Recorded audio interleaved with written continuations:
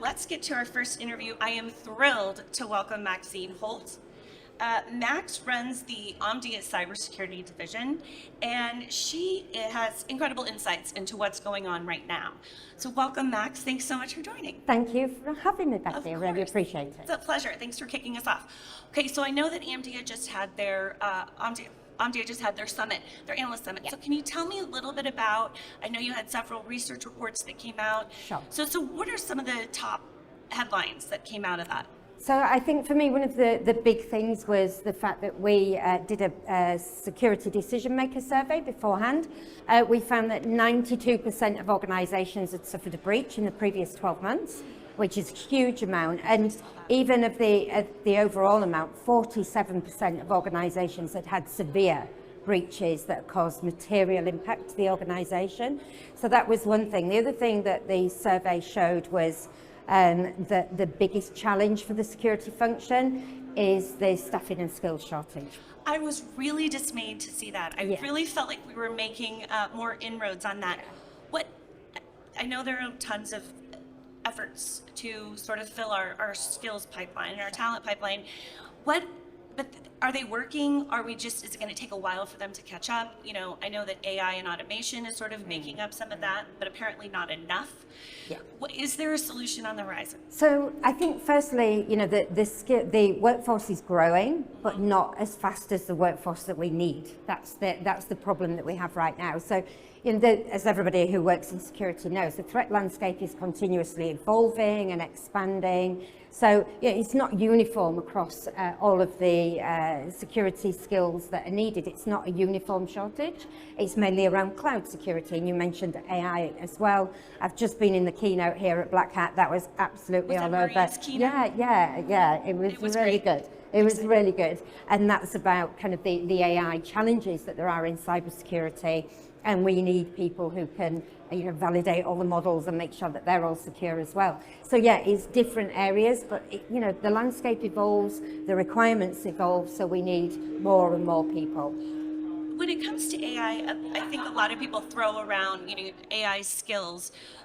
Where do you think we are in the maturation? You know, people are they know they need it in the mix. I think people are quickly trying to gather as much skills as they can. Where do people go? Is there some place that is really cranking out quality AI professionals? Like, where is that? So that's a difficult one for me to answer, really. But what I would say from a security perspective is that I would always start with data security when it comes to AI, that if you've got the right data security skills, because we know we need to protect the confidentiality, integrity and availability of information as security professionals, it's this integrity piece that I think is really important, because you can poison the models and then they're going to spit out results that are actually wrong, and it could be to a competitive disadvantage. There could be all sorts of things there. So I think what I would say is I would always start with the data security side of things to get the right skills and expertise in place. And absolutely there's lots of other things that we could do, but I would certainly start with data security. Sure, makes sense. I was also very interested to see in the survey that ransomware is still right at the top, right underneath the skills gap. Yeah. Does that reflect a real world, what's happening in the real world? Does that reflect a lot of ransomware headlines that are out there and it's sort of something to be afraid of? Where is that coming from? Is that based? Well, yeah, ransomware is real. I mean, we all kind of hoped it would go away, but it really hasn't. What we've definitely seen with ransomware is that the ransomware demands have reduced, as in the value, because the ransomware attackers, you've got ransomware as a service, all that kind of stuff going on. And the attackers know that if they ask for, let's say, sub 50K in ransomware payments, they're probably not going to get investigated.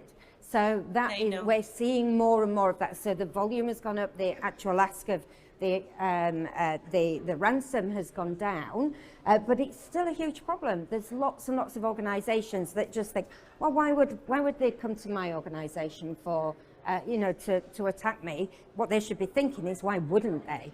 Well, and I think we saw this week with the K through 12 initiative that came out of the White House. I mean, I've been covering all year schools, but you think a school, they can't even afford pencils most of the time. How are they? Yeah. But they're unafraid to go after them. Absolutely. They have no morals, no scruples. They don't care. They'll go after healthcare, they'll go after educators. They don't care as long as they get money.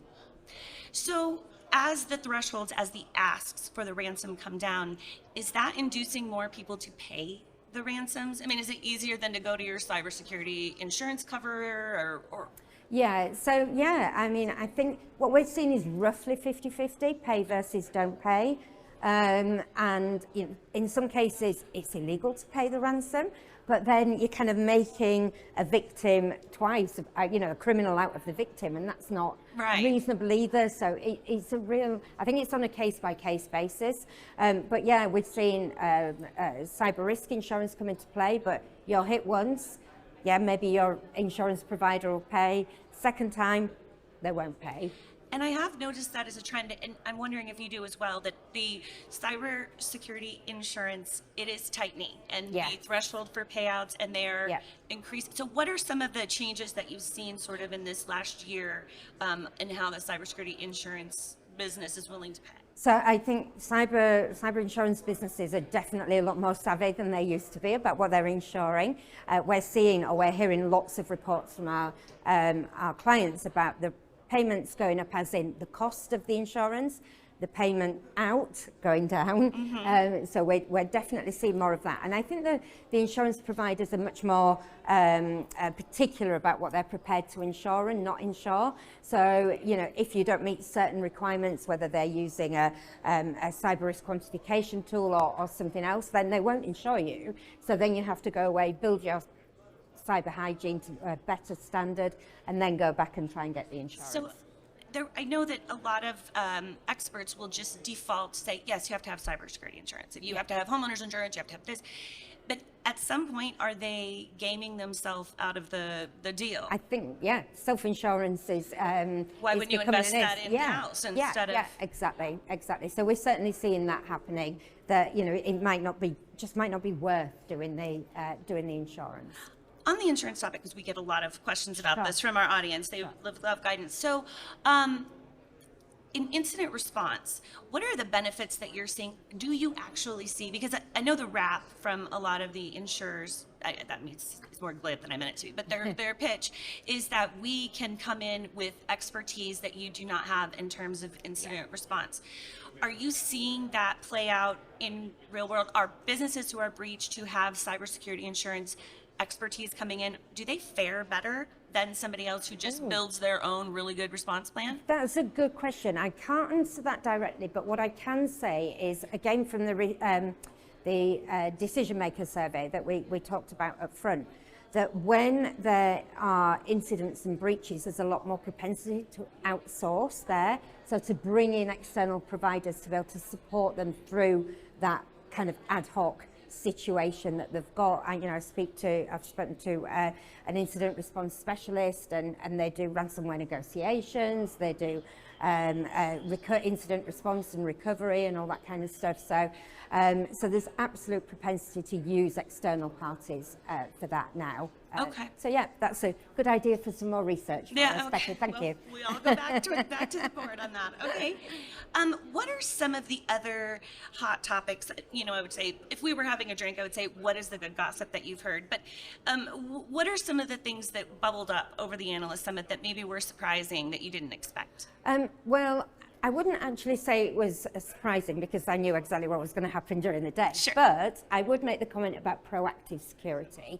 So my colleagues Eric Perizo, Andrew Bromberg presented on that in the morning yesterday, and the number of comments that I got from delegates at the event about, wow, that really resonates with how we're thinking about security. So you've got your preventative, which is your detection and response, your antivirus type stuff, then reactive detection and response, and then your proactive is about kind of looking at what you've got going on, reducing your attack surface. It's a lot more than attack surface management, but reducing your attack surface as much as possible. And so many people came up to me and said, oh, this proactive security message really resonates. Rather than this posture of just waiting for the sky to fall. Exactly. Makes more sense. Yeah.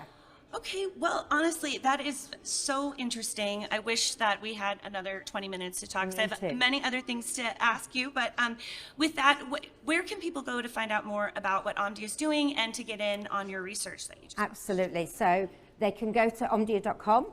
And there's lots of opportunities to engage with us there. We also have an email address, askananalyst@omdia.com, and somebody will be able to help you through there as well. Wonderful. Thanks, Max. And check out what her team is doing. There's some really extraordinary stuff going on.